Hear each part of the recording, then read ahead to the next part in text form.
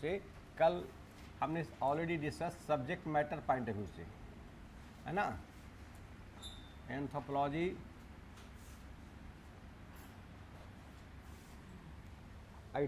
I discuss yesterday from subject matter point of view से। Today I will discuss anthropology from origin point of view। इसका आपको YouTube पर जो लोग कल अटेंड नहीं किए हैं, ये from subject matter point of view से, पॉइंट ऑफ व्यू से ऑलरेडी डिस्कस हो गया, है ना। टुडे आज जो हम करेंगे ये था स्टडी, ये today I will discuss anthropology from origin point of view.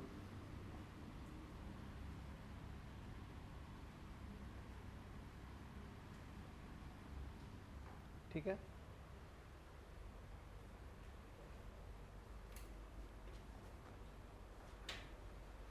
देखिए सबसे पहले एंथ्रोपोलॉजी का जो ऑरिजिन है, इसमें हम आपको दो डिफिनेशन डील करेंगे। पहला है कैथलीन गफ का,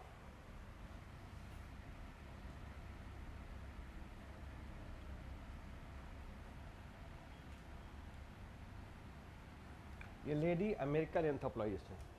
कैथलीन गफ is a lady American anthropologist, ठीक है। कैथलीन गफ का डिफिनेशन है कि anthropology is the child of imperialism.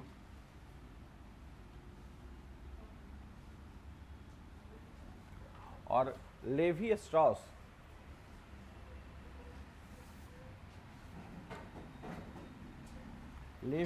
का परिभाषा है कि anthropology is the child of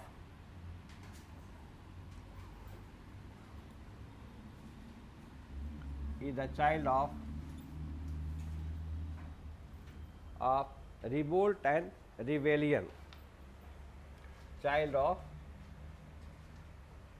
revolt and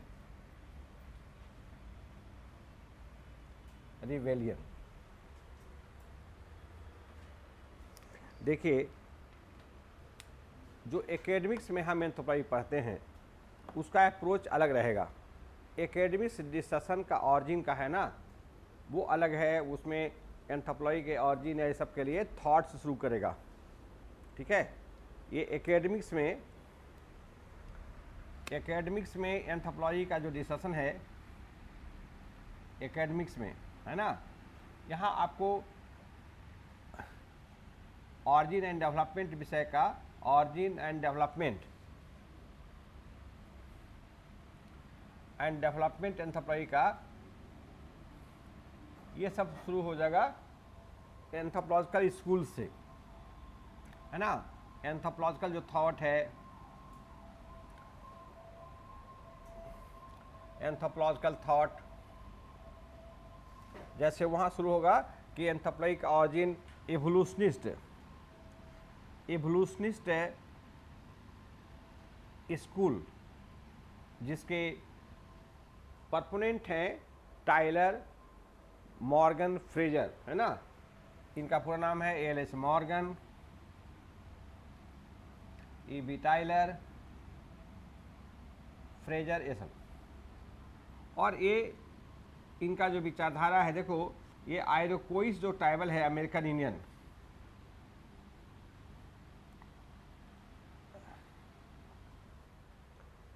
इनमें जाकर के मतलब इनका इंटरेस्ट इसलिए इन ट्राइबल अमेरिकन इंडियन में बढ़ा कि ये लोग का ज़मीन नॉन ट्राइबल जो थे ना वो ले रहे थे। And he was advocate, he started, मतलब ये जो है ना ये लॉयर थे। तो इन्होंने देखा कि जो ट्राइबल्स हैं उनको न्याय नहीं मिल रहा है ना। तो ये on behalf of this American Indian Iroquois उन्होंने उनके बीच जाना शुरू किया आउट ऑफ इंटरेस्ट। और फिर हम आपको आगे क्लास में बताएंगे कि इन्होंने कई कंट्रीब्यूशन दिया, जैसे क्लासिकल विकासिफिकेटिव किन्शिप टर्मिनोलॉजी या बहुत सारा। शुरुआती दौर के एंथ्रोपोलॉजिस्ट हैं, कई सब्जेक्ट पर इन्होंने लिखा है, तो कई क्वेश्चन इससे आते रहेगा। और ये जो है ना, उसके बाद दूसरा स्कूल आया डिफ्यूजनिज्म, जो आपका थॉट का सिलेबस है, एक एक करके डिफ्यूजनिज्म आए इन्होंने, तो इस तरह से शुरू करेगा, है ना।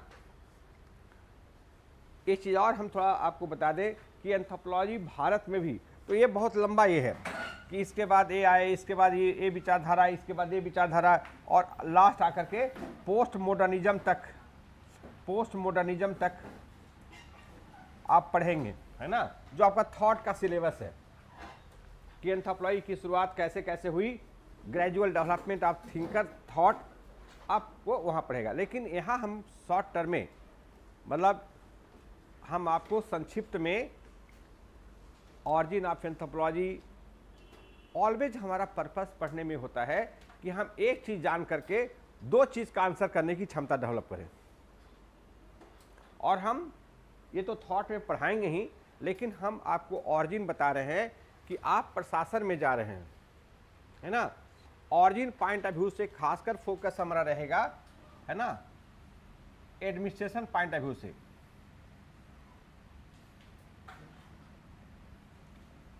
ठीक है, ये दोनों परिभाषा का डिस्कशन जो है ना, आपको ये एकेडमिक जो अप्रोच है थॉट में, इसको भी हम पढ़ाएंगे डिटेल में। लेकिन अभी मेरा पर्पस आपको ये बताना है कि you are preparing anthropology for civil services, है ना, एडमिनिस्ट्रेशन। तो वास्तव में एक एंथ्रोपोलॉजी का जो ऑरिजिन हुआ वो टू सपोर्ट एडमिनिस्ट्रेशन हुआ, ये आपको हम शुरू से ही बता दे रहे हैं।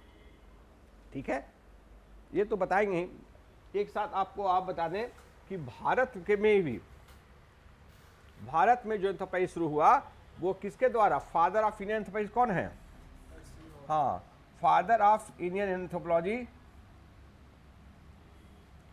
एस.सी. रॉय हैं, है ना, एस.सी. राय हैं।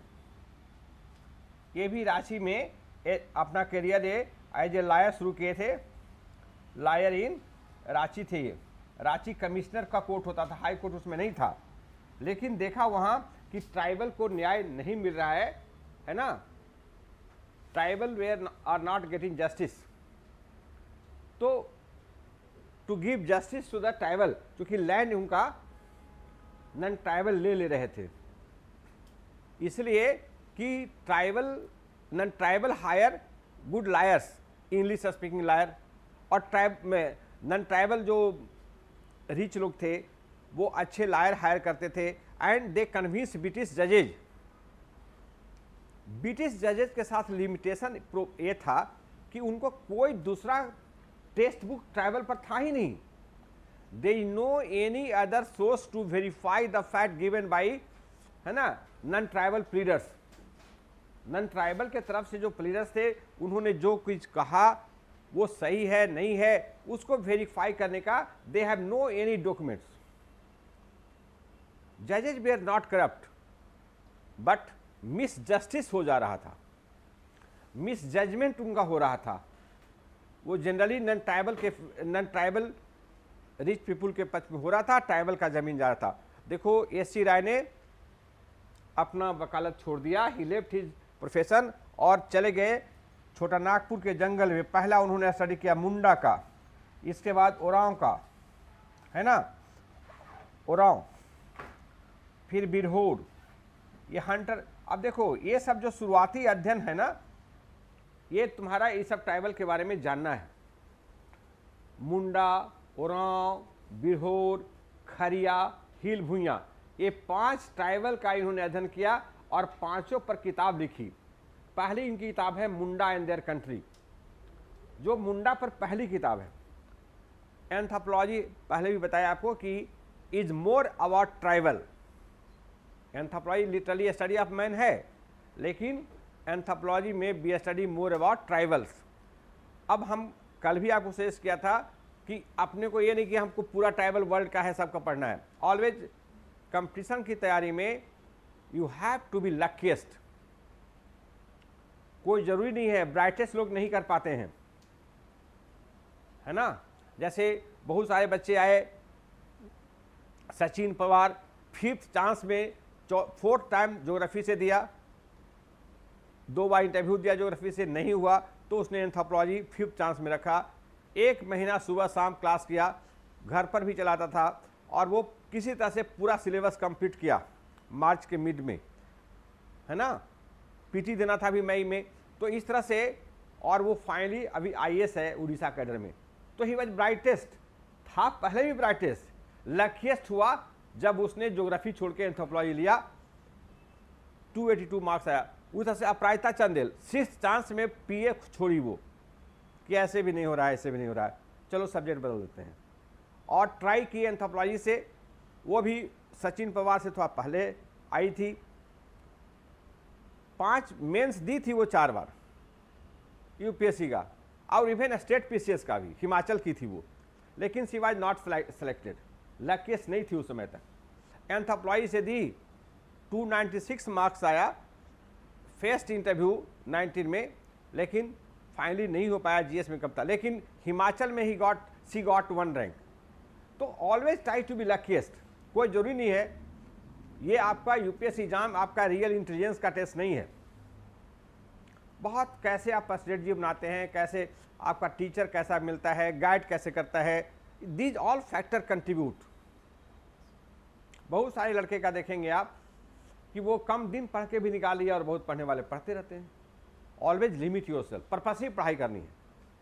जैसे मैंने कहा कि ऑरिजिन ऑफ एंथ्रोपोलॉजी पढ़ने का तरीका कई है, लेकिन मेरा जो पढ़ाने का अभी जो हम पढ़ा रहे हैं वो एडमिनिस्ट्रेटिव पॉइंट ऑफ व्यू से, एडमिनिस्ट्रेशन पॉइंट ऑफ व्यू से बता रहे हैं, because you are preparing anthropology, है ना, to enter into administration to get high marks. और एंथ्रोपोलॉजी के क्या भूमिका है एडमिनिस्ट्रेशन में, जैसे इंटरव्यू में भी आपसे क्वेश्चन आएगा कि why you have opted anthropology. तो एडमिनिस्ट्रेशन में क्या इसका रिलेवेंस है, इसकी यूटिलिटी क्या है, वो आपको इसमें हम बताएंगे। ऐसे आपका इसका रिलेवेंस है, जीएस में सोसाइटी फर्स्ट पेपर एंथ्रोपोलॉजी से आप लिख सकोगे, इथिक्स में भी इसका रिलेवेंस है, और एसे लिखने में भी इसका रिलेवेंस है। 3 पेपर में ये आप पर निर्भर करता है कि इसको कैसे आप यूज़ करें। हम थोड़ा थोड़ा हिंट आपको देते जाएंगे। हम अब आ रहे हैं, तो हमने ये बताया कि देखो एंथ्रोपोलॉजी की शुरुआत चाहे वो अमेरिकन एंथ्रोपोलॉजिस्ट मॉर्गन ने ट्राइबल से किया, या हमारे यहाँ एससी राय ने ट्राइबल से किया। ऐसे हमारे यहाँ शुरुआत किया था ब्रिटिश एडमिनिस्ट्रेटर लोग ने, लेकिन वो अपने एडमिनिस्ट्रेशन के लिए यूज़ किया था। एससी राय, अभी हम बताएंगे आपको, क्वेश्चन इस पर आते रहता है, एससी राय वर्सेस इल्विन। तो एंथ्रोपोलॉजी की शुरुआत ही ट्राइबल इंटरेस्ट को देख के किया गया, ट्राइबल इनजस्टिस को दूर करने के लिए किया गया। एल.एच. मॉर्गन ने भी, ही वाज, वो एक तरह से उसने भी ट्राइबल को हेल्प करने के लिए एंथ्रोपोलॉजी की शुरुआत की, और हमारे यहाँ एससी राय भी। आपका पूरा सेकंड पेपर फर्स्ट 2 टॉपिक को छोड़ करके ट्राइबल कंटेस्ट में है। जैसे कास्ट इंडियन सोसाइटी का मतलब कास्ट सोसाइटी, या ट्रेडिशनल बेसिस सिस्टम हो, तो आपको ऐसे भी सोसाइटी जो पेपर है जीएस में वो जानना है। Rest of the topic tribal पर है, और वो जीएस है। पहला 1.1 आपको छोड़ दीजिए, 1.1, 1.2, 1.3 उसको छोड़ दीजिए, तो आपका सेकंड पेपर जीएस है। सही से एनालाइज करना। और एज ए एडमिनिस्ट्रेटर सरकार का जो भी पॉलिसीज है, प्रोग्राम है, वो किसके फेवर में ज़्यादा है ना, एससी और एसटी के। इसे दे आर, मतलब ये जो ये चीज़ें हैं वो जीएस पार्ट ऑफ रिलेवेंट है। अब हम मेन टॉपिक पर आ रहे हैं। ये सब बैकग्राउंड इन्फॉर्मेशन आपको बताया। अभी जो हमने लिखा, कल भी मैंने 4 definition subject matter point of view से डिस्कस किया था। यूट्यूब पर अब कल का क्लास अपलोडेड है, आप देख सकते हो जो क्लास मिस किए हैं, है ना। आज हम ये 2 डिफिनेशन डिस्कस कर रहे हैं कि एंथ्रोपोलॉजी की पढ़ाई कैसे शुरू हुई। कैथलीन गफ का कहना है कि एंथ्रोपोलॉजी चाइल्ड ऑफ इंपीरियलिज्म है। सबसे पहले एंथ्रोपोलॉजी की पढ़ाई, है ना, हेले बरी कॉलेज लंदन इन लंदन यूनिवर्सिटी शुरू हुई, लंदन यूनिवर्सिटी इन 1806, है ना। पर्पस क्या था? एजुकेशनल इंस्टीट्यूशन के रूप में शुरू किया गया, है ना, as educational and training institutes and training institute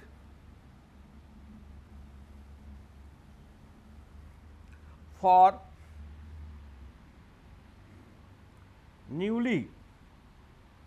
newly appointed professional civil service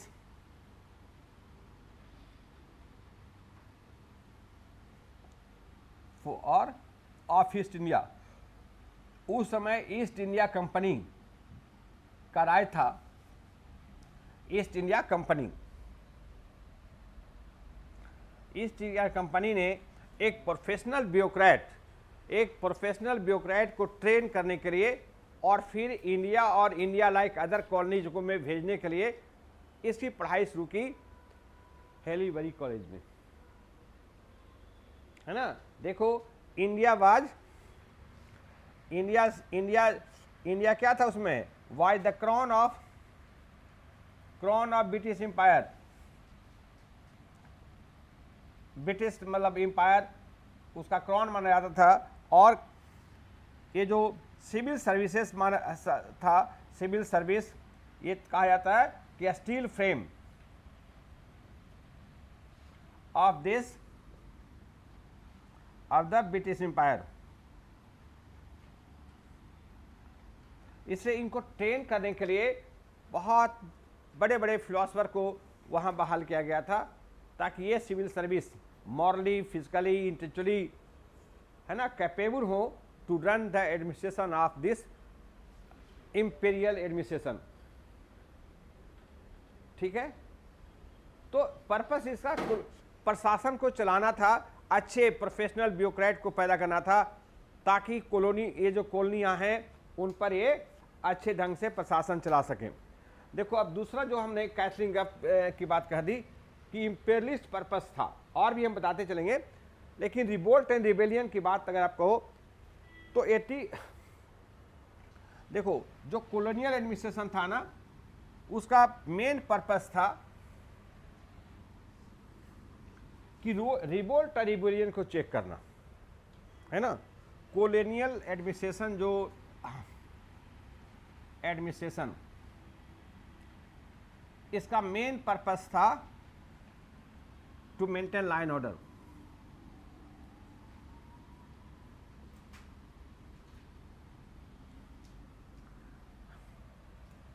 है ना। Order is the main goal. Development उसका उद्देश्य नहीं था, है ना। तो एक्चुअली उन्होंने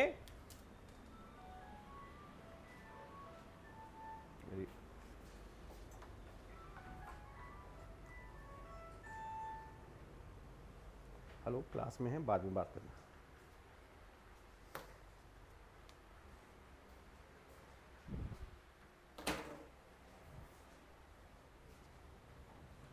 देखो, ये कॉलोनियल एडमिनिस्ट्रेशन का मेन पर्पस था लॉ एंड ऑर्डर, और एक्चुअली जो ब्रिटिशर्स थे उनका मेन इंटरेस्ट बिजनेस था ईस्ट इंडिया कंपनी का। तो जो एरिया उनको बिजनेस पॉइंट ऑफ व्यू से नुकसानदेह था ना, जैसे नॉर्थ ईस्ट का रीजन जो था वो ब्रिटिश ने उसको अलग रखा, क्योंकि वो डिफिकल्ट ट्रेन था, रोड का कम्युनिकेशन वहाँ नहीं था, तो उसको एक्सक्लूडेड एरिया में रखा वो लोग, है ना। तो उनको जहाँ भी बिजनेस में लगता था डिफिकल्ट था लाइन ऑर्डर मेंटेन करना, उसको वो एक्सक्लूडेड एरिया में रख दिया नॉर्थ ईस्ट को। फिर हम आगे इस पर डिस्कस करेंगे काफ़ी। तो उनका मेन पर्पस था लॉ एंड ऑर्डर।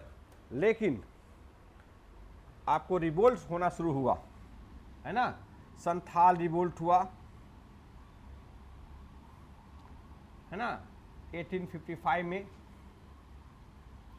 और इससे भी बड़ा रिवोल्ट हुआ 1857 है ना, रिवोल्ट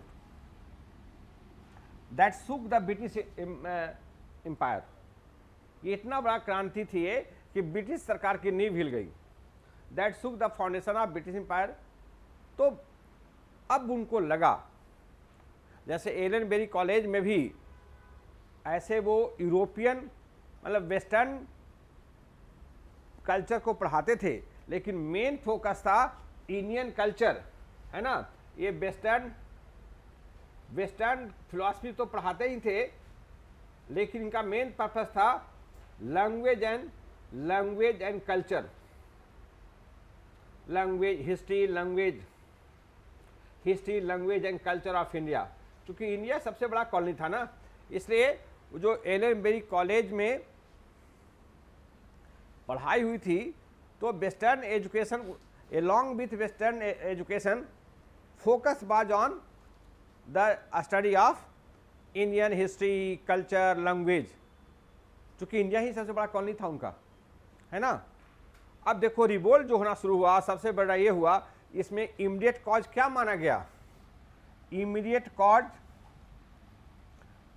जो कॉज माना गया इसका रिलीजियस,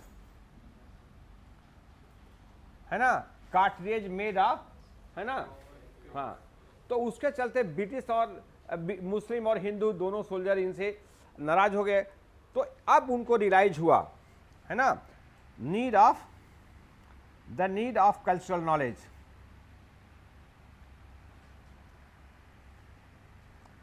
और इसके बाद, इस रिवोल्ट के बाद, तो एक तरह से पावर चला गया किसका? ब्रिटिश पार्लियामेंट को। और एंथ्रोपोलॉजी सिविल सर्वेंट जो थे ना, अब उनकी ट्रेनिंग यहाँ अच्छे ढंग से दी जाने लगी।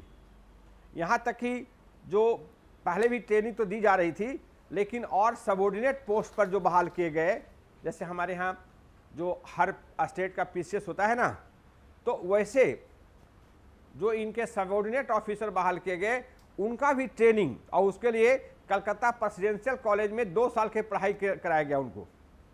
Indian language, Indian culture, Indian law, Hindu Muslim सबकी पढ़ाई कराता था वो। वहाँ से आने के बाद यहाँ भी, है ना, पर्पस था कि इंडिया में उनके कल्चर के अनुसार रूल किया जाए कि ऐसे रिवोल्ट की पुनरावृत्ति ना हो, इतना बड़ा रिवोल्ट फिर से ना हो।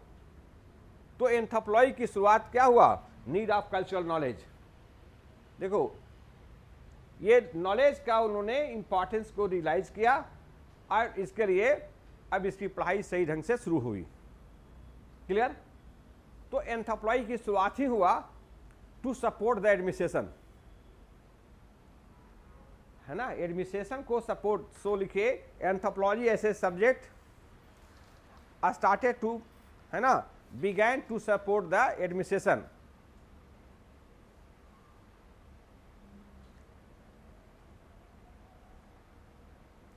Anthropology as a subject was started, है ना, इन लंदन यूनिवर्सिटी। अब हेली वेरी कॉलेज अगर याद ना रहा तो इसलिए लंदन यूनिवर्सिटी, है ना, टू सपोर्ट या to prepare to train civil servant for proper functioning of the administration in the native country. चलो अब आओ आज़ादी के बाद या भारत की क्या स्थिति। भारत पर हम एसी राय को फादर ऑफ इंडियन एंथ्रोपोलॉजी कहते हैं, लेकिन वास्तव में एंथ्रोपोलॉजी इन इंडिया, तो ये समझ गए ना कि रिवोल्ट और रिवेलियन का भी देन है। लेवी स्ट्रॉस का भी कहना सही है, क्योंकि एंथ्रोपोलॉजी सब्जेक्ट का जो डेवलपमेंट हुआ वो रिवोल्ट और रिवेलियन ना हो, इसलिए लोगों के रिलीजन, कस्टम, ट्रेडिशन, ये सब का स्टडी करना और इन सब के अनुरूप वहाँ का प्रशासन चलाना, इसका मेन पर्पस था। ठीक है, कल्चरल नॉलेज गेन करना। देखो, इंडियन सिविल सर्विस जो है ना, वहाँ आफ्टर इसके बाद ऐसे तो ईस्ट इंडिया कंपनी का अपना चल ही रहा था, वो ये आईसीएस हो गया ना, इंडियन सिविल सर्वेंट हो गया वो। हाँ, ऐसे ये ईस्ट इंडिया कंपनी के, वो ईस्ट इंडिया कंपनी में भी विलेजरी जो थे ना, उसका पर्पोज था कि फोर्ट विलियम कॉलेज मतलब यहीं शुरू किया जाए इंडिया में, तो ये चीज़ को नहीं माना गया। बोर्ड ऑफ डायरेक्टर जो थे ईस्ट इंडिया कंपनी के, उन्होंने कहा कि नहीं नहीं, लंदन में शुरू कराया जाए और हेलीवेरी कॉलेज में। अब उतना डिटेल में मत जाना, अरे सिंपली जानो कि हाँ भाई एक प्रोफेशनल सिविल सर्वेंट को तैयार कराना उनका उद्देश्य था, और पर्पस था प्रशासन उनके कल्चर के अनुसार चलाया जाए ताकि रिवोल्ट रिवेलियन ना हो। क्लियर? अब आ जाओ इंडिया में, देखो और जितना भी पढ़ाते हैं ना, ये सब चीज़ कहीं ना कहीं क्वेश्चन के रूप में आएगा। हम जो भी डिस्कस करते हैं ये सभी कहीं ना कहीं क्वेश्चन के रूप में आपको, जैसे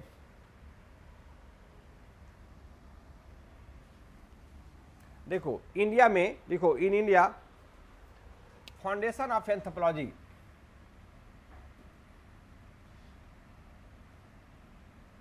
foundation of anthropology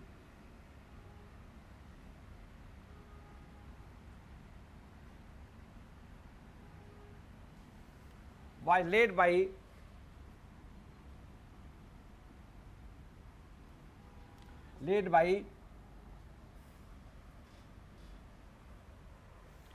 British administrator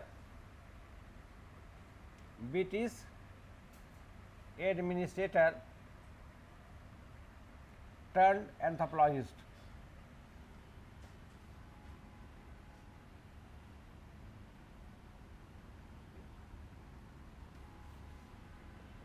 Important among them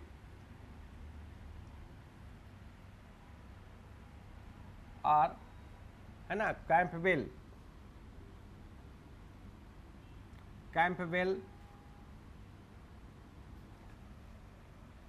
Thurston, Briggs,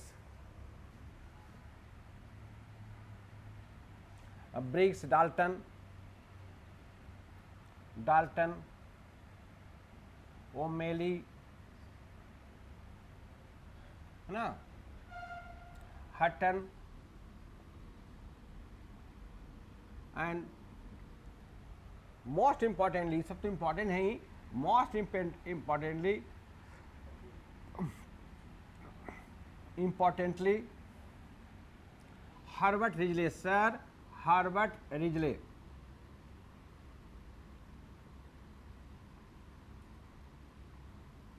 इसमें जो रिजले है ना, ये मैंने क्या कहा, ये मोस्ट इंपॉर्टेंट है। रिजले वर्सेस आपको एससी राय आया है क्वेश्चन 2010 में सेकंड पेपर में। ये रिजले वर्सेस आपको एससी रॉय, आप क्वेश्चन देखना सेकंड पेपर का है, रिजले वर्सेस एससी रॉय। ठीक है, एससी रॉय, रिजले जो है ना, गवर्नमेंट ऑफ इंडिया के उस समय के जो गवर्नमेंट था 1904 में, he was the home secretary.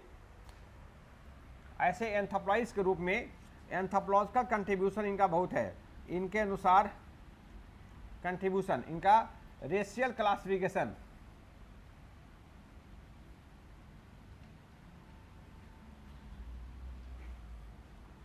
Of people of India,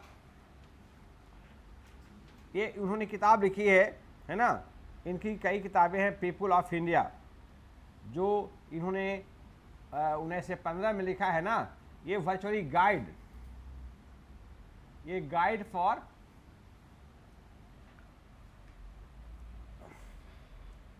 newly appointed civil servant, ICS थे, इंडियन सिविल सर्वेंट।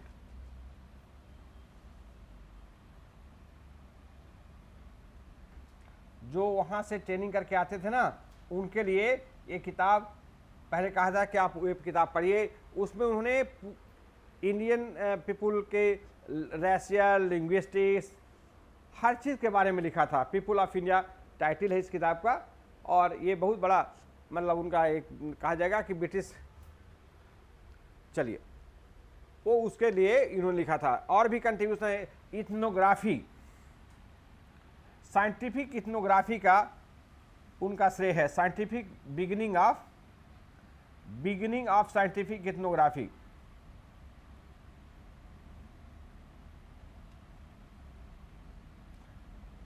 इथनोग्राफी। देखो, इथनो का मतलब होता है, इथनो मीन्स पीपुल और ग्राफी मीन्स राइटिंग, मतलब राइटिंग अबाउट द पीपुल, है ना। तो इन्होंने साइंटिफिक तरह से इथनोग्राफी लिखने का ट्रेंड जो शुरू किया, आज भी इंडिया में अबाउट 40 यूनिवर्सिटीज में एंथ्रोपोलॉजी पढ़ाई जाती है। आज भी रिजले का जो मेथड है ना इथनोग्राफी का, वो स्टिल फॉलोड, मतलब साइंटिफिक मेथोडोलॉजी के अनुसार इन्होंने शुरुआत किया इथनोग्राफी लिखने का। आप सुने होंगे कि जो भी अभी भी डीएम ज्वाइन करते हैं ना किसी डिस्ट्रिक्ट में, तो उनको कहा जाता है कि जो गजेटियर है, ये गजेटियर जो है ना, उसको आप पढ़ेंगे, उस जिले का वहाँ के लोग कैसे हैं, उनका पसंद नापसंद कैसे दिखते हैं, ये सब चीज़ है उनका, मतलब उनके रेशियल, सोशल, कल्चरल, इकोनॉमिक सारे फीचर के बारे में गजेटियर में मेंशन होता है। और प्रायः ये गजेटियर अंग्रेजों के द्वारा लिखा गया। उस समय जो एडमिनिस्ट्रेटर होते थे, उनको ये कहा जाता था कि जिस एरिया में आप हैं, चूंकि इंडियन सिविल सर्विस जैसे आज गूगल है ना, हाईली वर्ल्ड का पेड सर्विस था। Indian civil service one time ये वर्ल्ड का सबसे, हाँ, ये सबसे ज़्यादा पेड जॉब था ये वर्ल्ड का। जैसे आज का तो भाई 2 करोड़ पैकेज से शुरू हुआ उसकी, है ना। उस समय के लिए इंडियन सिविल सर्वेंट थे, बहुत हाईली पेड माना जाता था, इसलिए अच्छे लोग आते थे भी और उनको हॉबी होता था भी पढ़ने लिखने का। तो जिस एडमिनिस्ट्रेशन चलाने के साथ साथ कुछ लोग वहाँ के लोगों के कल्चर ये सबसे इम्प्रेस, वो लिखा करते थे उनके बारे में, है ना। तो ये रिजले जो थे ना, इन्होंने साइंटिफिक ढंग से इथनोग्राफी की शुरुआत की। इन सब कंट्रीब्यूशन के बावजूद फादर ऑफ एंथ्रोपोलॉजी किसको माना गया? हाँ, एसी राय को। क्यों? क्योंकि इन्होंने जो एंथ्रोपोलॉजी का ज्ञान प्राप्त किया या एंथ्रोपोलॉजी के बारे में लिखा, उसका यूज भारतीयों के विकास के लिए नहीं किया। ही used he anthropological knowledge not for the benefit of Indian masses. किस लिए किया? ब्रिटिश के लोगों के लिए नहीं। रिजले ने जो भी लिख तो दिया सब चीज, तो इनका जो एंथ्रोपोलॉजिकल नॉलेज था ना, उसका use Risley use his anthropological knowledge. हम आपको सेकेंड पेपर में हम डिटेल में सब बताएंगे। Not for the benefit of Indian masses, not for the benefit of Indian masses,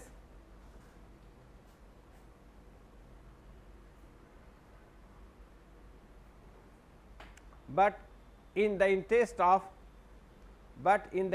of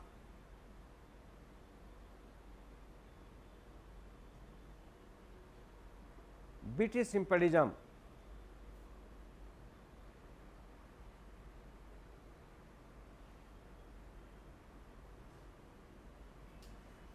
It is on the suggestion of Ridgely. It is on the, मतलब he was the brain behind, देखो, he was the brain behind Bengal partition. He was the brain behind Bengal partition that aimed to weaken national movement.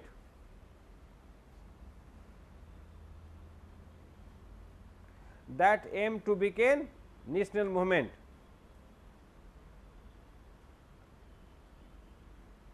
चूंकि वहां ये देखा गया कि जो national movement है उसका नर्व सेंटर बंगाल है, इसलिए to weaken the national movement, Bengal को डिवाइड किया जाए। इसने एक लेटर लिखा as home secretary Lord Curzon को कि अगर हम लोग को है ना नेशनल मूवमेंट को वीक करना है तो first we have to divide, है ना, बंगाल। और on he session Lord Curzon divided Bengal in 1905, है ना। तो इन्होंने देखो, अब इससे आप इम्प्लीकेशन ड्रॉ करो कि उनका जो ये स्टेप है उसका क्या हुआ कि उन्होंने अपना नॉलेज ब्रिटिश इंपीरियलिज्म को कंसोलिडेट करने के लिए किया, so that British administration continue India for a longer period of time. Indian masses के लिए नहीं किया। तो इसके साथ हम ये भी कह सकते हैं कि anthropology as a subject started to serve the cause of British imperialism. नहीं, देखो है ना, इस तरह से हम कह सकते हैं ना कि उस समय के जो एंथ्रोपोलॉजिस्ट थे they supported the cause of British imperialism या ब्रिटिश एडमिनिस्ट्रेशन।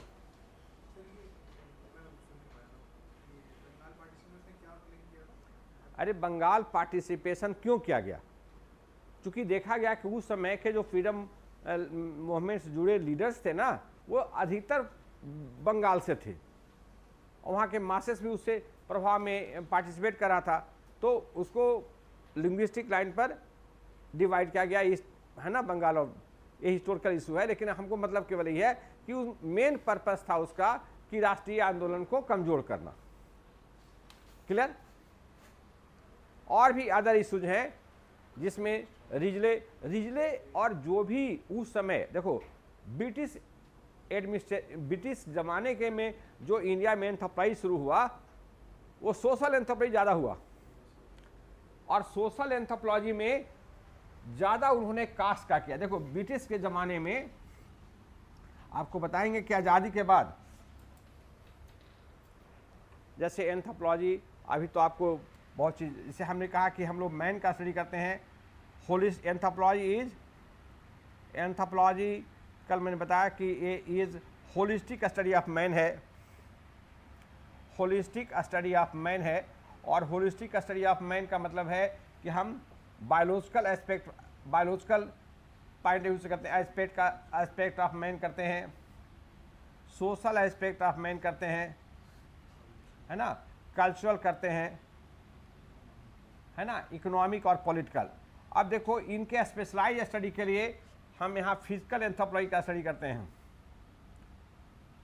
सोशल एंथ्रोपोलॉजी का स्टडी करते हैं, ये सब ब्रांचेज हो गया सोशल एंथ्रोपोलॉजी।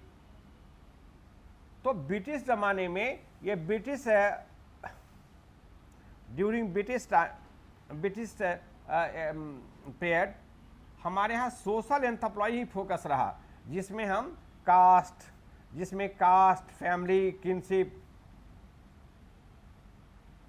ये ज़्यादा स्टडी हुआ, है ना, स्टडी इन ये मेन फोकस था। और हम लोग में डिफरेंसेस दिखाया गया, कंट्रास्ट डिफरेंसेस, है ना, कंट्रास्ट हम लोग के बीच ज़्यादा दिखाया गया, ताकि वो divide and rule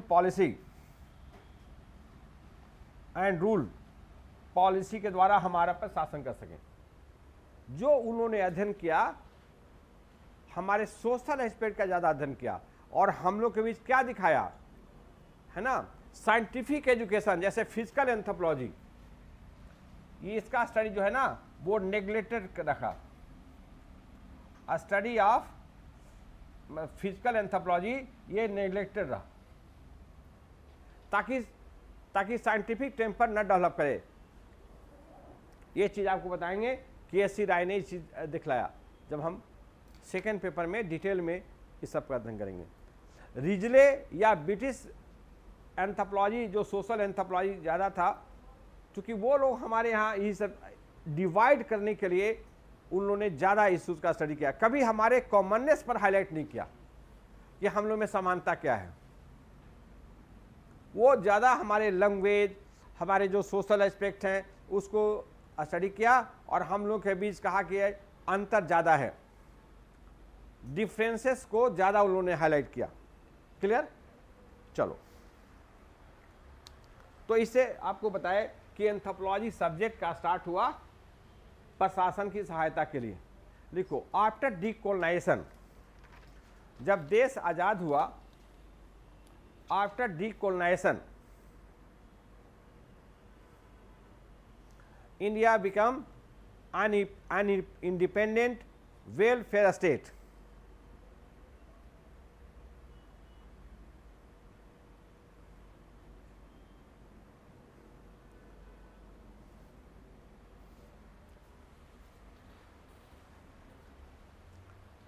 and the goal of the goal of administration, main goal of administration has become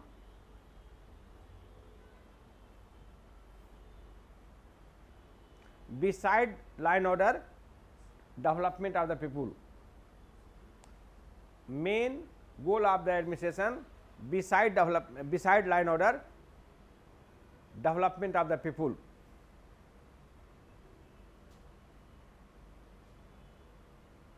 clear? अब देखो definition of anthropology also change. लिखिए the definition of anthropology also change. Now anthropology is called, anthropology is the child of enlightenment.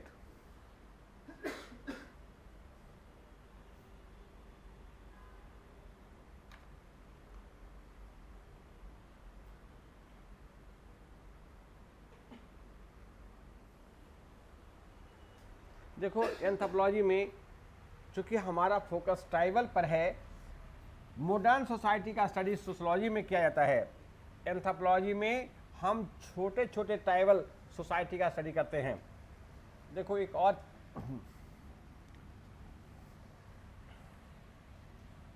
Child of enlightenment का मतलब, इसको समझाने के लिए हम आपको थोड़ा ये भी बता दें कि एंथ्रोपोलॉजी आसान क्यों है। एंथ्रोपोलॉजी दुनिया के सभी लोगों का स्टडी करता है, और दुनिया के जो लोग हैं वो मेनली 3 तरह के सोसाइटी में है। देखो सोसाइटी जो वर्ल्ड में है वो ये ट्राइबल सोसाइटी और ये पीजेंट सोसाइटी। पीजेंट किसे कहते हैं? Peasant are the people who practice agriculture as a way of life. जो लोग दिल्ली के अराउंड सब्जी उगाते हैं, they are not peasants. Peasants वो लोग हैं जो बिहार में या यूपी में, कुछ नॉर्थ जो यूपी है, ईस्ट यूपी, वहाँ अभी भी हल बैल से जो खेती करते हैं वो वे ऑफ लाइफ के रूप में खेती करते हैं, वो पीजेंट्स है। Who practice agriculture not from profit point of view but as a way of life, कि ठीक है साहब बारिश हो गई, चलो धान का बीज बो देना है, और जिस दिन वो धान का बीज बोते हैं ना, छिड़ते हैं, उस दिन वो सेलिब्रेट करते हैं, वो पुआ पकवान बना के खाते हैं, और जिस दिन ट्रांसप्लांटेशन करते हैं ना, उस दिन वो अपने नियर डियर को खिलाते हैं। ये हमारे बिहार में भी रोपन के दिन जो है ना, अपने लोगों के बुला के खिलाते हैं वो। मतलब उसका उनका जो इकोनॉमिक लाइफ है उनके सोशल कल्चरल लाइफ से जुड़ा है। ऐसा होता है ना, हम जब बच्चे थे ना तो उस दिन हम लोग को स्कूल नहीं जाते थे। मेरा काम होता था कि पंडित के यहाँ जा कर के, और जो सीडलिंग है ना उसका एक कुछ को जाके उससे पंडित से संकल्प कराएं, और उस दिन सबको बुला के खाना खिलाएं घर में। तो that was a social feasting था। तो पीजेंट जो है who practice agriculture as a way of life, मतलब उनका इकोनॉमिक लाइफ सोशल और कल्चरल एस्पेक्ट से जुड़ा है। और जिस दिन धान रोपन खत्म होता था, जिसको बंसारी कहते थे, उस दिन भी जो मजदूर हैं और लोग हैं, उस दिन भी सेलिब्रेट होता था। और जब पहला फसल कटा तो वो देवता को चाहा जाता था और उसको पंडित जी को दिया जाता था, जो गांव के पुरोहित होते थे। तो दी ज्यादा मतलब यहाँ ये है कि peasant are the people who practice agriculture as a way of life, not as a business. लेकिन दिल्ली के नज़दीक जो फार्मर लोग हैं ना, वो प्रॉफिट पॉइंट ऑफ व्यू से सब्जी उगाते हैं, they are not peasants. Clear? अच्छा, अब आ जाओ। देखो ये 3 तरह के सोसाइटी हैं, और आपका दोस्त ये हो गया मॉडर्न सोसाइटी। ये सोशोलॉजिकल मॉडर्न सोसाइटी, ये सोशोलॉजिकल प्रेफरेंस है। प्रेफरेंस सोशोलॉजी में देखो हम concern, anthropological concern whole humanity है। हम जो वर्ड का यूज कर रहे हैं एंथ्रोपोलॉजिकल कंसर्न, ये होल ह्यूमैनिटी, हम दुनिया के सभी लोगों का, मतलब एक तरह से एंथ्रोपोलॉजी ग्लोबल है। Anthropology is global in nature.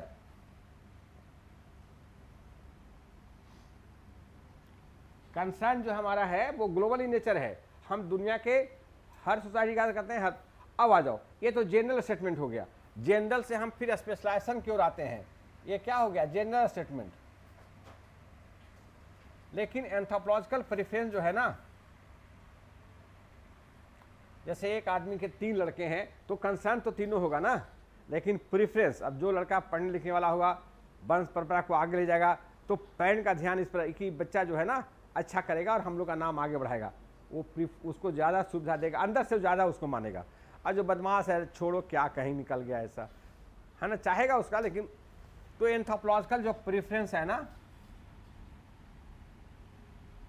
इस ट्राइबल सोसाइटी, ऑलवेज आप जनरल पहले बात जानो, और जनरल से फिर जैसे हम शुरू पढ़ते थे 8th क्लास में, यस, है ना, तो सोचते थे कि रिएक्शन जो होता है वो ऑटम से होता है। फिर हायर क्लास में आए, वह कि ऑटम से नहीं होता है, ऑक्टेट थ्योरी पढ़े होगे, इलेक्ट्रॉन का एक्सचेंज होता है। फिर हायर क्लास में जाओगे तो ना इलेक्ट्रॉन नहीं, क्वांटम में, मतलब एनर्जी के रूप में एक्सचेंज होता है। तो हम पहले जनरल बात बोलते हैं, फिर धीरे धीरे हम पर्टिकुलर एरिया की ओर आते हैं। तो हम जनरल बात बताए कि एंथ्रोपोलॉजिकल कंसर्न जो है होल ह्यूमैनिटी है, be study people across the world. लेकिन और अक्रॉस द वर्ल्ड जो पीपुल हैं ये मेनली तीन तरह सोसाइटीज में है, tribal, peasant and modern. Sociological preference है मॉडर्न सोसाइटी। यहाँ सोशोलॉजी में हम जो पढ़ते हैं, जैसे यहाँ डॉरी पढ़ेंगे, है ना, हमारा पढ़ने का क्या है? Bride price. ट्राइबल में डॉरी का कंसेप्ट नहीं है, क्योंकि वहाँ लड़कियाँ एसेट होती हैं, काम करती हैं बहुत। झारखंड में आप देखोगे, झारखंड के ट्राइबल लोगों में औरतें बोझ ढोती हैं, पुरुष कहीं नहीं ढोता है, बंगी ढोता है। चंपिया ट्राइबल में जब लड़का जाता है लड़की के घर ना शादी के लिए, तो लड़का नाराज होकर छप्पर पर चल जाता है, हम शादी नहीं करेंगे, I will not take such a type of responsibility. तो लड़की निकलती है और एश्योर करती है कि you need not to take so much responsibility, I will do all things, है ना, और तब वो ऊपर से निकलता है और शादी होती है। मतलब ट्राइबल में क्या है कि लड़कियां जो है ना वो वर्क अलॉट, बहुत काम करती हैं, तो वहां एसेट है, वो चाइल्ड वीरर के रूप में भी एसेट है, क्योंकि हार्श इन्वायरमेंट में बच्चा ही एसेट है, क्योंकि वो ब्रेड अर्नर होता है बच्चा। तो एज ए चाइल्ड, मतलब वहां जो है ब्रेड अर्नर है वो, और बहुत काम करती है, सीज एसेट। और वो जब हस्बैंड फैमिली में, क्योंकि ब्राइड प्राइस का कंसेप्ट है इन पैट्रिनियल ट्राइबल, और पैट्रिनियल ट्राइबल जो मुंडा है, संथाल है ट्राइब्स में, तो ये लड़का ग्रूम्स फैमिली जो है ना, ग्रूम्स फैमिली ये प्राइस देता है, ब्राइड प्राइस, कैटल देगा, और ये ब्राइड जो है, ब्राइड फैमिली इसको ये दे। और पैट्रिनियल ट्राइबल में ब्राइड जो है वो शादी के बाद चला गई कहाँ? हस्बैंड फैमिली में। तो इस फैमिली को लॉस हुआ ना, क्योंकि ब्राइड यहाँ एसेट है, और एसेट है क्योंकि ये लेबर बहुत करती है, लेबर प्रोवाइडर है ये, और चाइल्ड वीरर है।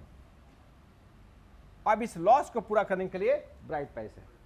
देखो, हम लोग जब छोटे थे तो ये मानते थे, मेरा घर गया पड़ता है और बगल में चतरा झारखंड शुरू हो जाता है, तो लोग मानते थे ना कि झारखंड में लड़कियां बेच दी जाती है, but that is not the case. Bride price एक रेसिप्रोकल अरेंजमेंट है। 81 का क्वेश्चन है कि ब्राइड प्राइस एग्जाम्पल ऑफ रिस्पोसिटी, यहां दोनों परिवार को फायदा हो रहा है। एक को काम करने वाली औरत मिल रही है, तो दूसरे को समथिंग मिल रहा है एज ए कंपेंसेशन। समझ गए ना?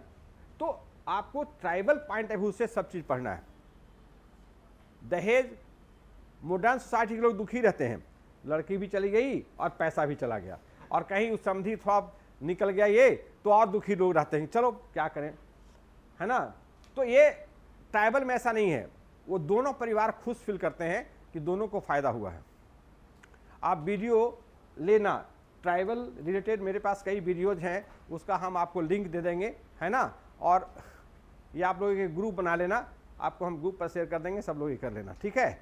वो वीडियो देखना, उसमें 25-30, जैसे यूट्यूब पर मैं भी भारत, उस पर भी बहुत सारे वीडियोज हैं, वीडियो देखना, आप उसे थोड़ा सा फैमिलिटी डेवलप करेगा, ठीक है ना।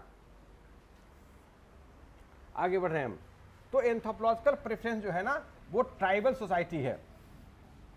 हमारा सारा जो डिस्कशन है आपको पहले ही बता दिया कि सेकेंड पेपर पहला 2 टॉपिक छोड़ के सारा टॉपिक ट्राइबल रिलेटेड है, और फर्स्ट पेपर में भी our preference is tribal society. और ट्राइबल सोसाइटी को भी अब ये करो, इसमें भी ये तो जनरल हो गया ट्राइबल सोसाइटी। अगर आप एनालाइज करोगे, और हर चीज़ हम क्वेश्चन से एनालाइज कर रहे हैं, ऐसा नहीं कि ये ट्राइबल में भी सब एक जैसा नहीं है। Tribal society is not homogeneous, is not homogeneous, ये जैसा नहीं है। हंटिंग एंड गैदरिंग ट्राइब्स हैं। फिर आपको है जैसे नॉर्थ ईस्ट में देखोगे, या राजमहल के मालिर पहाड़िया, मध्य प्रदेश के बैगा, ये शिफ्टिंग कल्टीवेटर है, वो पेड़ काटते हैं, शिफ्टिंग कल्टीवेटर। ये लोग पहाड़ का जो ढलान होता है स्लोपेज, वहाँ पर ये लोग खेती करते हैं, क्योंकि पहाड़ के ढलान पर थोड़ा कुछ मिट्टी है, सॉइल है, लैंड है, वहाँ हल नहीं चल सकता है। देखो नॉर्मली सोचते हैं ना कि नॉर्थ ईस्ट के जो लोग हैं या ट्राइबल हैं जो शिफ्टिंग कल्टीवेशन करते हैं, जिसको नॉर्थ ईस्ट में झूम कहा जाता है, वो लोग पढ़े लिखे नहीं हैं इसलिए करते होंगे, लेकिन ऐसी बात नहीं है। आप जाओगे तो वहाँ हल थोड़ी चलेगा या ट्रैक्टर थोड़ी चलेगा, आपको भी शिफ्टिंग कल्टीवेशन करना पड़ेगा वहाँ, क्योंकि लैंड जो पहाड़ के ढलान है उसमें थोड़ी मिट्टी है, तो वो लोग डिगिंग स्टिक रखता है, छेद करता है। पहले क्या करता है, पेड़ काटता है, सुखाता है, जलाता है, और एसेस को जमीन में छींटता है, एसेस को स्प्रेड करता है वो जमीन पर। ये शो करता है कि ट्राइबल आल्सो हैव नॉलेज कि आफ्टर, है ना, cultivation soil loses fertility, so to replace the nutrient, वो उसको फॉलो छोड़ देते हैं। शिफ्टिंग कल्टीवेशन का नाम हुआ, एक प्लॉट पर 2-3 साल किया, उसको फिर छोड़ दिया, बैरिंग परती छोड़ देता है, ताकि जो सॉइल लोस्ट फर्टिलिटी है ना वो अपना रिगेन कर ले। मतलब ट्राइबल लोग में भी विजनिंग है, उनमें भी रीजनिंग और विजडम है, ऐसा नहीं है, क्योंकि वो इकोलॉजिकल सिचुएशन ऐसा है ना कि वहाँ वो वही कर सकता है। क्लियर।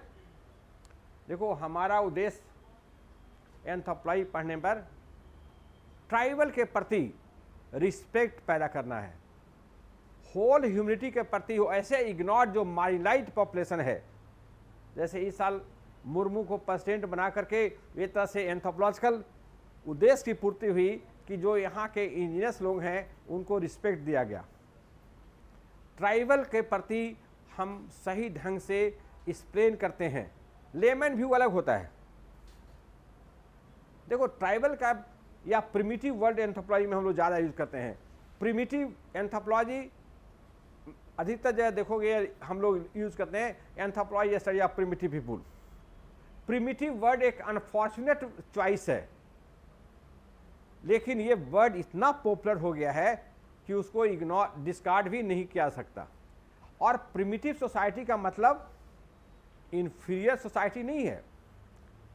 प्रिमिटिव सोसाइटी इंप्लाइज कि दे आर स्मॉल इन है ना, small in scale of population, है ना, वो लेस डेवलप इन टेक्नोलॉजी है, इकोनॉमी है, ये सही बात है। But where they are less develop in some respect, जैसे टेक्नोलॉजी उनका डेवलप नहीं है, they are more developed in others. जैसे उनका इन्वायरमेंट के साथ जो सामंजस्य है, जो हर्बल मेडिसिन का जो उनका नॉलेज है वो इनवैल्यूएबल है।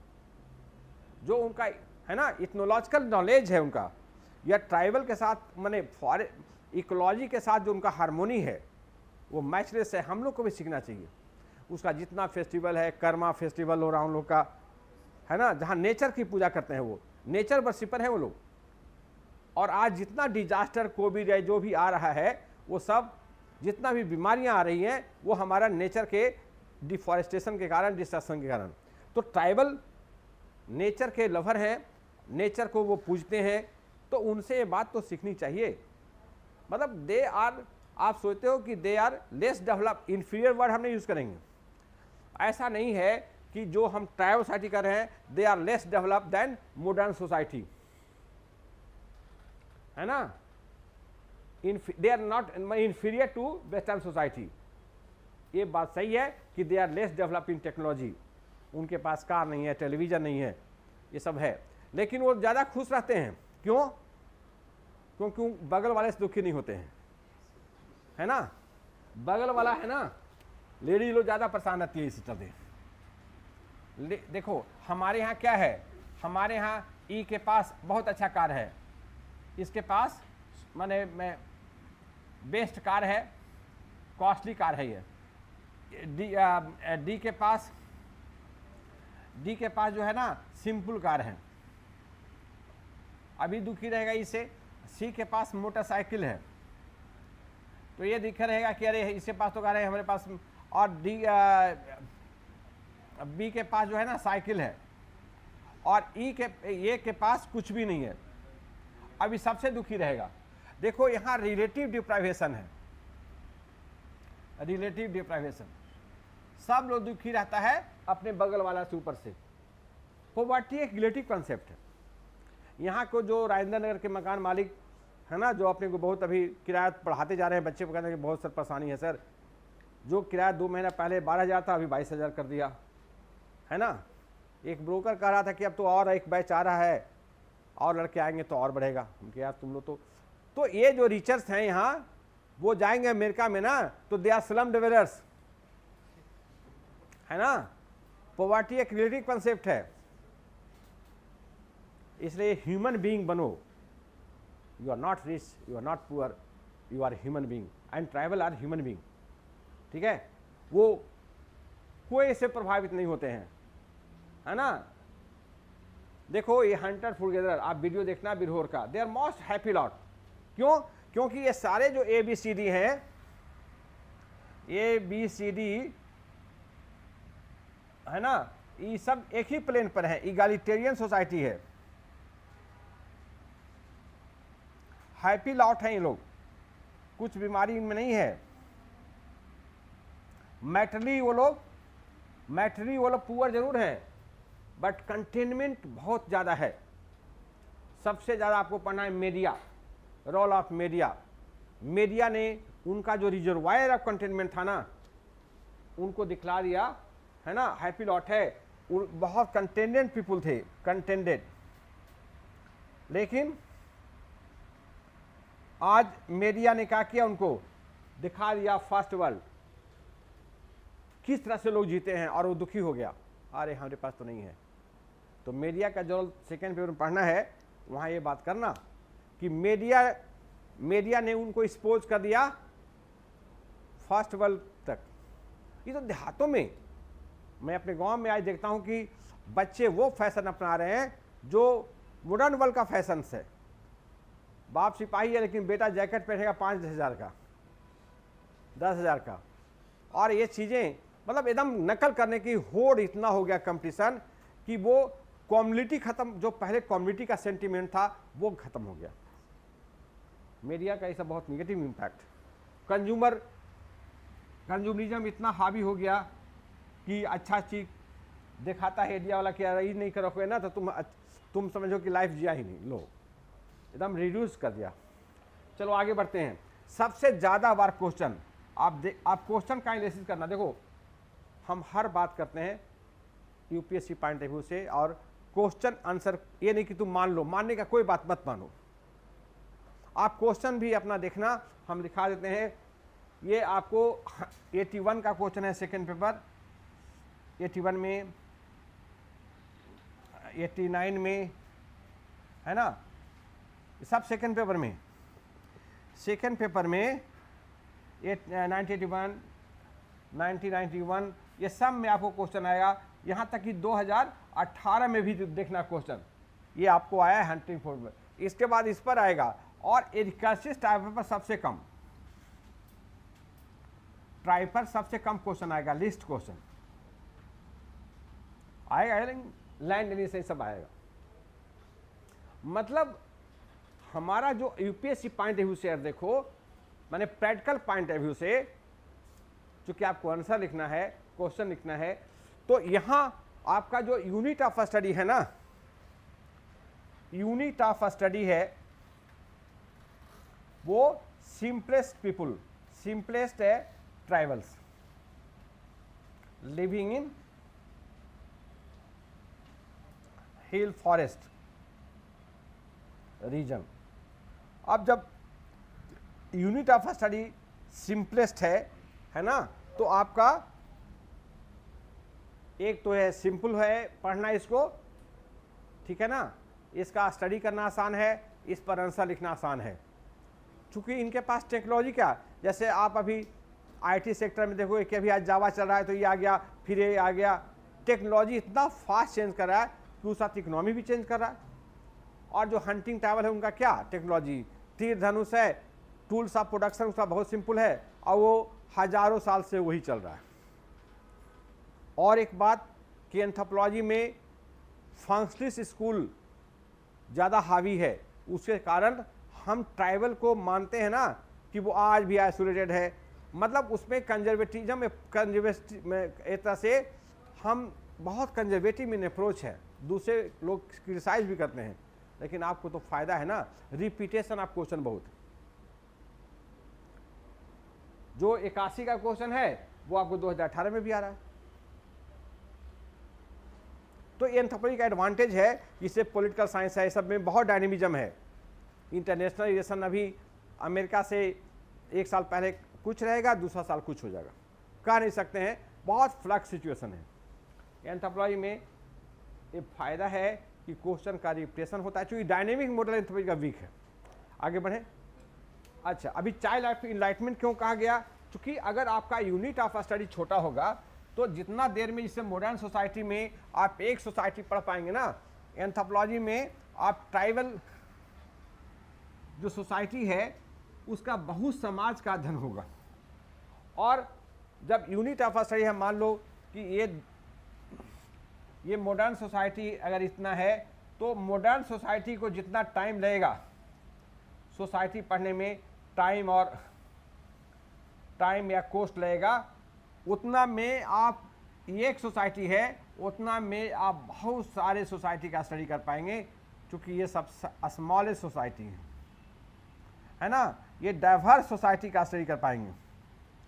और डाइवर्स सोसाइटी का नॉलेज क्या है, जो एक सोसाइटी का जानता है वो कुएं के फ्रॉग वेल उसका अप्रोच होता है, जिसे कुएं का बोल है ना, बैंक समझता है मेढक कि यही दुनिया है, और वो बायस्ड होता है। जो केवल अपने सोसाइटी के बारे में जानते हैं उनका अप्रोच बायस्ड होता है। जो डाइवर्स सोसाइटी के नॉलेज जानता है उसका नॉलेज वो लिबरल होगा, अनबायस्ड होगा, वो ये रिस्पेक्ट करेगा दूसरे के कल्चर को कि नहीं, केवल एक ही एंथ्रोपोलॉजी आपको यही सिखाएगा। एंथ्रोपोलॉजी अच्छा नंबर दे के आपको ब्यूरोक्रेट ही नहीं बनाएगा, it will make you good human being. क्योंकि आप दूसरे के व्यू को, दूसरे के नॉलेज को, दूसरे के विचार को, दूसरे के रंग रूप को, उनके रहन सहन को आप रिस्पेक्ट करोगे, टॉलरेंस आएगा आपको। नहीं, एंथ्रोपोलॉजी बताएगा कि दुनिया में जो कहाँ भी रहते हैं लोग अपने इन्वायरमेंट के अनुसार वो सही हैं। आपको पढ़ना है ना 9.7 में, ecological adaptation, biological and cultural. जैसे जो लोग लद्दाख में रहते हैं, उनका ड्रेस, उनका खान पान, उनका रंग रूप हम लोग से अलग होगा, क्योंकि उनका चेस्ट प्रपोर्शन बहुत डेवलप होता है। ऑक्सीजन लद्दाख के में उधर नहीं है, उतना रेयर है, तो ऑक्सीजन के कमी के कारण वहाँ का चेस्ट लोगों का डेवलप होता है, हैंड्स और लेग्स जो होगा ना वो उतना डेवलप नहीं होगा। जो लोग रेगिस्तान में हैं, मसाई लोग का देखना, वो बहुत टॉल होगा, उसका हाथ पैर दो लंबा होगा। क्यों? अब पतला भी, मसाई वॉरियर्स है ना, क्योंकि वो लोग डेजर्ट इलाके में रहते हैं ना, उनको टॉल होना है और लंबा होना है, ताकि सरफेस एरिया ज़्यादा रहे, पसीना ज़्यादा निकले, और मतलब एडेप्टेशन है उनका, लिम्स ज़्यादा बड़ा बड़ा होता है हाथ पैर, ठीक है। तो एक तरह से एंथ्रोपोलॉजी आपको बताएगा कि हर जगह के लोग अपने इन्वायरमेंटल कंटेक्स्ट में सही हैं। क्लियर? तो एंथ्रोपोलॉजी का जो नॉलेज है वो बहुत यूजफुल है। इसे एंथ्रोपोलॉजी को कहा गया है नॉलेज ऑफ इनलाइटमेंट। अब देखो, अगर आपको पूछता है कि आपने एंथ्रोपोलॉजी क्यों रखा है, why you have opted anthropology, देखो why have you opted anthropology, तो इसका आंसर आप इस तरह दे सकते हो।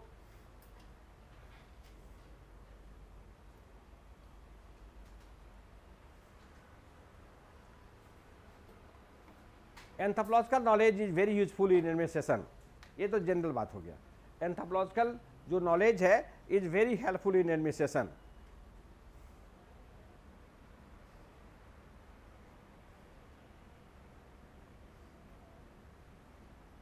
देखो, anthropology helps administrator, anthropology helps administrator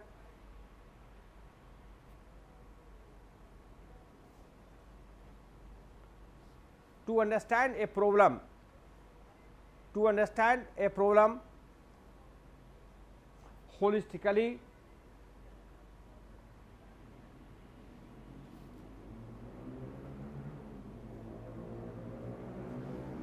and provide a holistic solution.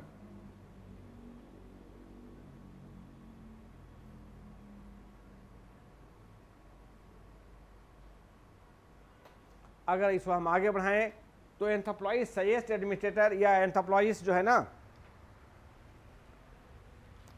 Require administrator, देखिए anthropology require administrator to make and implement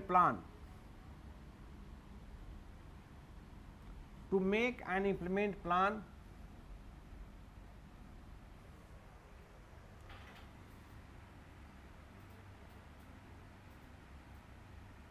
ये डेवलपमेंट प्लान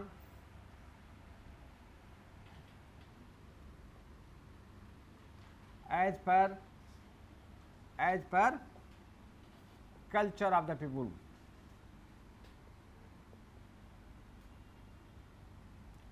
अगर कल्चर के अनुसार होगा, ये जो प्लान एज पर कल्चर होगा, है ना, तो पीपुल एसेट प्लान,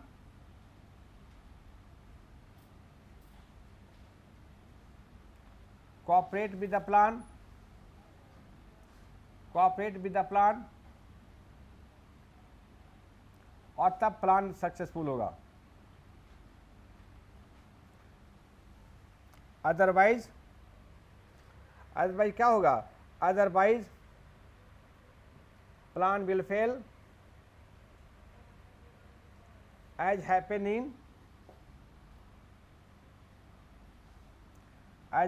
इन मालेर पहाड़िया।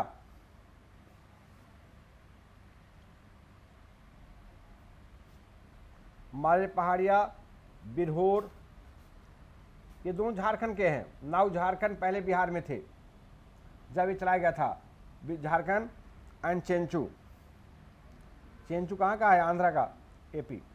देखो, ये दोनों ट्राइबल जो मालेर पहाड़िया है, आपको बताए थे कि मालेर पहाड़िया एलपी विद्यार्थी के द्वारा स्टडी किया गया और बहुत इंपॉर्टेंट ट्राइबल है ना। इसकी चर्चा बार बार होते रहेगी चूँकि ये, और इसी पर गवर्नमेंट ऑफ इंडिया ने इसके डेवलपमेंट के लिए प्लान बनाया और उनको खेतें बनाने का प्लान किया 1954 में, है ना। Resettlement scheme for Maler Pahariya, for making them agriculture, for Maler Pahariya to make them agriculturist बनाया गया। ये है ना, लेकिन इनको कॉलोनी बना दिया गया इन 1994, है ना।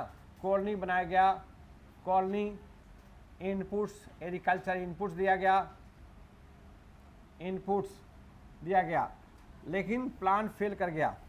ये जो स्कीम था ना, ये फेल कर गया। क्यों? है ना, वाई? ये प्लानबाज या स्कीमबाज, प्लानबाज अगेंस्ट देयर कल्चर, ये उसके कल्चर के अनुसार नहीं था। उसका कल्चर क्या है? देखो, माले पहाड़िया पहाड़ पर रहता है तो उसका शिफ्टिंग कल्टीवेशन है, जिसको लोकल भाषा में बोलता है वो खल्लू, है ना। ये पहाड़ पर रहता है, वाज अगेंस्ट देयर कल्चर, है ना। ये मालेर पहाड़िया जो है वो रेजेज मेज, मालेर पहाड़िया ये मकई उगाता है, मेज थ्रू खल्लू। खल्लू क्या है? Shifting cultivation,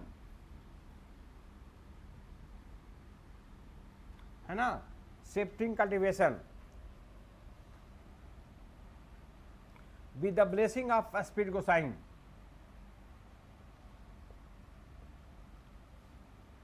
with the blessing of speed Gosai, ये उसकी पूजा करता है जब पेड़ काटता है तब। ऑफ स्पीड गोसाई, ये गोसाई की पूजा करता है जब पेड़ काटता है, जब छेद करता है जमीन में, मकई बोता है, और जब काटता है तब।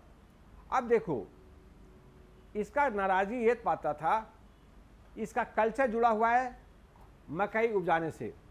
मतलब ये पेड़ काटने के पहले, बिफोर कटिंग ट्री, ये गोसाई की पूजा करता है। कटिंग ट्री, वो फॉरेस्ट गोसाई की पूजा करता है ना। सोइंग मेज, ये धरती गोसाई की पूजा करता है, अर्थ गोसाई का। और जब बिफोर हार्वेस्टिंग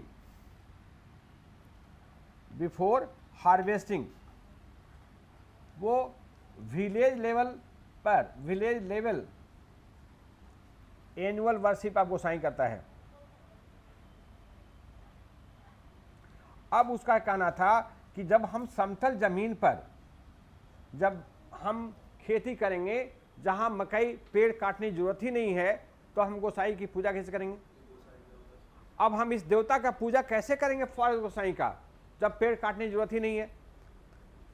और जब समतल भूमि है जहां हल चलेगा वहां छेद करने की जरूरत ही नहीं है, तो हम पूजा कैसे कर पाएंगे? यानी उसका होल कल्चर देवता के साथ जो उसका सदियों का रिश्ता था ना, वो डिस्टर्ब हो रहा था। ये भी उसने, भाई जब मेरा देवता पहाड़ पर है तो हम उसको छोड़ के कॉलोनी, नीचे कॉलोनी में कैसे आएंगे? वो नाराज हो जाएगा और वो मार देगा।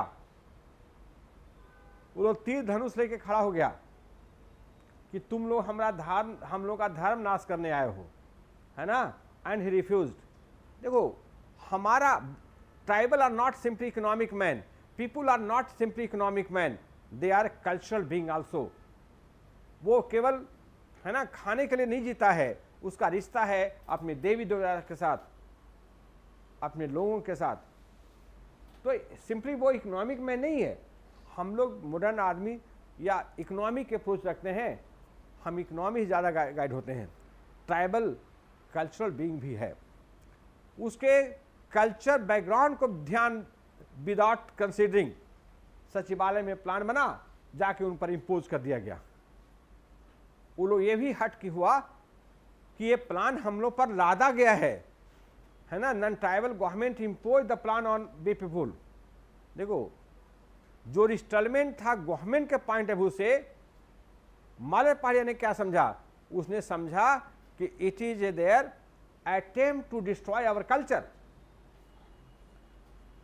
इसे तुम लोग इथिक्स में इथिकल एक बार पूछा है यूपीएससी में ट्राइबल के रिस्टलमेंट पर, तो रिस्टलमेंट जो गवर्नमेंट के पॉइंट ऑफ व्यू से था, वो पीपुल पॉइंट ऑफ व्यू से क्या था?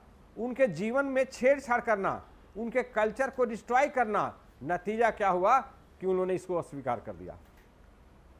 समझ गए ना। बिरहोर ट्राइबल हंटर और नोमेडिक है वो। आज यहाँ, आज करोलबाग में है, दूसरे बार चलेगा रामकृष्ण मिशन में, फिर स्टेशन पर। अब तुमको लगा कि नोमेडिक क्यों है, क्यों नहीं ये जगह रहता है? इसलिए नहीं रहता है कि एक जगह के जो रिसोर्सेस हैं, कंद मूल फल है, यानी root food tubers, hunt animal, अगर एग्जॉस्ट कर गया तो भूखे तो नहीं मरेगा ना। इन सर्च ऑफ फूड वो मूव करता है दूसरे जगह, और जहां भी जाता है पत्ते का घर बना लेता है वो, है ना। दे लिव इन, है ना, वो लीफ का घर उन्होंने बनाता है, और वो बहुत एयर कंडीशन होता है। बिरहोर का जो पत्ते का घर होता है, एक मेरा दोस्त था अनवर हुसैन, और जब हम रांची में पढ़ाते थे तो कहा कि अरे यार तुम पढ़ाते रहते हो बिरहोर के बारे में, तुम आओ। वो उसमें वीडियो था वहाँ, तो वो बुलाया कि आओ हजारीबाग में हम तुमको बिरहोर दिखाते हैं। तो वो इंदिरा आवास दिया था, वो ले गया हमको दिखाने के लिए कि देखो हमने इंदिरा आवास, ब्लॉक के बगल का गाँव था, इंदिरा आवास उसको दिया था वो। तो वो अपना ये में कि चलो देखो हम बिरहोर के लिए कितना काम किए हैं। जब वो ले गया तो ईंटे का घर तो बना हुआ था, लेकिन देखो ये अगर छत है ना तो गर्मी के दिन में छत जो होगा बहुत गर्म हो जाएगा। वो बिरहोर क्या क्या था, जिससे मान लो कि ईंटे का घर बना दिया इंदिरा आवास, वो बिरहोर एक कोने में पत्ते का घर बना दिया था। अभी गया तो बड़ा नाराज हुआ, क्योंकि वो तो दिखाने ले गया था हमको कि हमने कितना अच्छा घर बना दिया है। अब वो कहा कह रहे तुम लोग को रहने सहने नहीं आता है, तुम पत्ते का घर बना दिया, माने घर के अंदर पत्ते का घर। फिर हमने कहा कि तुम भाई इसको नहीं समझोगे, दे हैव ट्रेडिशनल विजडम। ये जो पत्ते का घर ना एयर कंडीशन होता है, गर्मी के दिन में ठंडा और ठंडे के दिन में गर्म। तो उसको फिर वो नाराज हो रहा, तो फिर हम बोले कि चलो हम समझाते हैं तुमको, ये इसका ट्रेडिशनल विजडम है। बिरहोर जो पत्ते का घर बनाता है वो उसके पॉइंट ऑफ व्यू से सही है, क्योंकि पत्ते का घर है ना हर सीजन के लिए उसके लिए कंफर्टेबल है। ठीक है, तो एक तो कॉलोनी जो बनाया गया ईंटे का बनाया गया, जहां रहना उसको कंफर्टेबल नहीं था। दूसरी बात जो कल्चरल बिलीफ है उसका है कि अगर वर्षा का बूंद उसमें प्रवेश कर गया, एक सही बिरहोर वही है जिसका पत्ते का घर बनाया हुआ में रेन वाटर पर्कुलेट ना करे। अगर पर्कुलेट कर गया तो रिपेयर ही नहीं करता, उसको छोड़ देता है वो। गवर्नमेंट वालों ने क्या कहा, गवर्नमेंट ने जो बनाया ना वो वेंटिलेशन के लिए खिड़की छोड़ दिया, अब उससे रेन वाटर आ गया। अब गवर्नमेंट वाले कहें कि भाई तुम रहो इसमें, नहीं सर, कहिए तो हम अपना सामान रख देंगे और ये अपना हम ये सुअर और बकरी जो है हम बांध देंगे, लेकिन हम यहाँ रहेंगे नहीं। अब वो तो ये लोग जान नहीं पाए थे कि उसका कल्चरल टेबू है। It is a taboo in Birhor to live in a hut in which rain water percolates, बोला कि रह नहीं सकते इसमें हम। तो ये बिना कल्चर बिलीफ समझे अगर आप प्लान बनाओगे तो that plan is bound to fail. ठीक है, दूसरी बात कि जो लोग का वे ऑफ लाइफ है नोमेडिक है ना, उसका सडन वे ऑफ लाइफ में परिवर्तन होगा, वो that is not acceptable. Sudden change in way of life वो सक्सेसफुल नहीं होगा। अब वो जो हंटर फुरगेदर रहा है, नोमेडिक रहा है, जो घुमक्कर रहा है ना, उसको आप एक कह रहे हो कि भाई ठीक है खेती करो इतने ही दूर में, उसको समझ में नहीं आ रहा था। और बिरहोर क्या, बहुत सारे विद्यार्थियों को हमारा जो पढ़ाई है ना उनको भी ये समझने में दिक्कत होती है। जैसे बिरहोर को दिक्कत क्या हुआ कि उसने सोचा कि बताइए इतना बड़ा हजारीबाग का जंगल से जब मेरा काम नहीं चलेगा तो थोड़ा सा कुछ जमीन का टुकड़ा दे दिए हैं, बोलते हैं खेती करो, कैसे काम चलेगा मेरा? उसको समझ में नहीं आ रहा था, है ना। वर्ल्ड व्यू जो उसका रहा हजारों वर्षों का कि भाई जब तक वो शिकारी था, घुमक्कर था, भूखमरी नहीं देखा, स्टार्वेशन नहीं देखा, अकाल नहीं देखा, है ना। जब भूख लगी तीर धनुष उठाया, अपना खरहा मार दिया, चिड़िया मार दिया, उसको भूंजा और खा गया। और फुल ऑफ प्रोटीन है वो, एक शाम उसमें तो नमक भी नहीं है और तेल भी नहीं मिलाया, तो फुल प्रोटीन है, भूख नहीं लगता है। ये जो मॉडर्न कंसेप्ट है कि सुबह नाश्ता, दोपहर में लंच, डिनर, फिर स्नैक्स, वो ये सब 5 बार नहीं, वो एक बार खा लेगा ना तब वो प्रोटीन, फुल ऑफ प्रोटीन लेता है, कोई मसाला नहीं कोई, तो उसको डाइजेस्ट करना भी आसान है और फुल ऑफ प्रोटीन है। तो ट्राइबल के प्रॉपर फूड हैबिट को आप समझो तो आपने कहा कि खेती करेगा, अनाज पैदा होगा, अनाज होगा तो ये अमीर हो जाएगा। बिरहोर को ये सब समझ में नहीं आ रहा था। एक तो उसने अभी कल्टीवेशन का नॉलेज नहीं था एग्रीकल्चर का, ये फसल 2-3 महीना के बाद होगा, तो 2-3 महीना पर वो इंतजार नहीं करेगा ना। जो अपना शिकार किया और खाया और उससे संतुष्ट है, उसके लिए आप 3 महीना इंतजार करना, वेट करना। और उसको कन्फ्यूजन था कि इतना बड़ा जंगल से काम नहीं चलेगा, तो कैसे हमारे विद्यार्थियों को होता है। हमारी पढ़ाई जो है बहुत टू द पॉइंट होता है, रिलेवेंट पढ़ाते हैं, तो एक मोटी कॉपी एक दूसरे बेसी नहीं होगा, और हम टॉपिक भी नहीं छोड़ेंगे। और वो जिस्ट रहेगा, उसको इग्नोर नहीं कर सकते हो आप, चाहे आप कितनों किताब पढ़ लो, है ना। कुछ आपको हम चैलेंज करेंगे, भाई मेरे पढ़ाया लिखाया हुआ में कुछ पॉइंट ऐड कर दे रहा, तो हम 50,000 लाख रुपया देंगे कई टॉपिक में। और आज तक कोई विद्यार्थी नहीं कर पा कि हाँ सर इसमें दिया जा सकता है ना। तो बहुत सारे लड़के को लगता है कि सर तो पढ़ा दिए, लेकिन इतना से काम नहीं चलेगा। अब वो टॉपर का नोट, ये सब का नोट खरीद करके और कहिए, आप टॉपर का नोट देखो। पहले जो हमारा नोट्स है, जैसे इस साल का हम पढ़ाएंगे बायोलॉजिकल एंथ्रोपोलॉजी, और टॉपर का नोट तुम पढ़ लेना, जो भी अच्छे जैन और सब ने किताब लिखी है, देखना कि इस साल का जो क्वेश्चन है 20 का, आप हमारी पढ़ाई से लिख सकते हो या उनके पढ़ाई से। आइए नहीं कि पहले का पढ़ाया हुआ कॉपी भी दिखाएंगे तुमको, इसलिए उस सब के फेर में मत पढ़ना। टॉपर्स पढ़ के तो टॉपर नहीं बन सकते हो। और पैटर्न आप क्वेश्चन भी बदला है पहले से, वो बाई चांस बन गए टॉपर, लकीस्ट थे, कोई जरूरी नहीं कि वो दूसरे बार टॉप ही करते। यूपीएससी अनप्रेडिक्टेबल है, ठीक है। तो आप कर लेना। हम ऑरिजिन पॉइंट ऑफ व्यू से आपको एंथ्रोपोलॉजी बताए, एंथ्रोपोलॉजी का यूजेज बताए कि एडमिनिस्ट्रेशन के लिए कॉलोनियल एडमिनिस्ट्रेशन था, उस समय भी anthropology serve the administration, and now the welfare state है, एंथ्रोपोलॉजी विल सर्व एडमिनिस्ट्रेशन। और जनरल पर्पसेस में भी एंथ्रोपोलॉजी का यूज है, क्योंकि आपको एक आउटलुक देगा जिससे आप सोसाइटी को सर्व कर सकते हैं, ठीक है। तो कल क्लासेस बंद रहेगा सैटरडे, एवरी सैटरडे, मतलब नेक्स्ट सैटरडे के बाद लेंगे, लेकिन कुछ लोगों का हो सकता है हरियाणा जाना है, तो उस चलते बंद करेंगे, ठीक है। और बच्चे भी कुछ हरियाणा पीसीएस दे रहे हैं, तो इस चलते बंद करेंगे। मंडे को क्लास होगा, क्लास का टाइमिंग थोड़ा घटाएंगे, है ना, 11:15 करेंगे। देखो आपका टाइम जो होगा ना, फ्रॉम मंडे होगा 11:15 AM। दिक्कत तो किसी को नहीं है, ठीक है, समझ गए ना। और 2 घंटे का क्लास, पौने 2 घंटा काफ़ी है। जैसे आज भी कितना देर पढ़ाए हैं, देखो अब बहुत चीज़ बता दिया। मैं 2 घंटे का क्लास से बेसी संभालना पॉसिबल नहीं होगा, क्योंकि हम हर चीज़ क्वेश्चन के टर्म में बात करते हैं, हर जगह आपको दिमाग लगेगा। जस्ट इसके बाद जब हम मेथड पॉइंट ऑफ व्यू से कल बताएंगे कुछ डिफिनेशन मंडे को, इसके बाद एंथ्रोपोलॉजिकल नहीं, कल नहीं आना है। हाँ है कल, अच्छा, तो आओगे फ्राइडे नहीं, सैटरडे को हमको लगा कि उन लोगों को बोला था सैटरडे, फ्राइडे को क्लास लेंगे, ठीक है ना। टाइम यही रहेगा। हाँ देखो, कल फ्राइडे है तो रहेगा, सैटरडे बंद रहेगा केवल। संडे को हरियाणा का पीसीएस है ना, तो सैटरडे और संडे ये 2 दिन क्लोज रहेगा, ठीक है। और जिनका जो लोग फ्रेशर रहेंगे, जिनको इंट्रोडक्शन नहीं हुआ है, या तो यूट्यूब पर आपको अपलोड कर दिया है कल क्लास, वो देख लेना। और नहीं तो संडे को जो बच्चे आ जाएंगे संडे तक, उनका हम संडे को फिर इंट्रोडक्टरी क्लास ले लेंगे, ठीक है। चलिए, थैंक्स।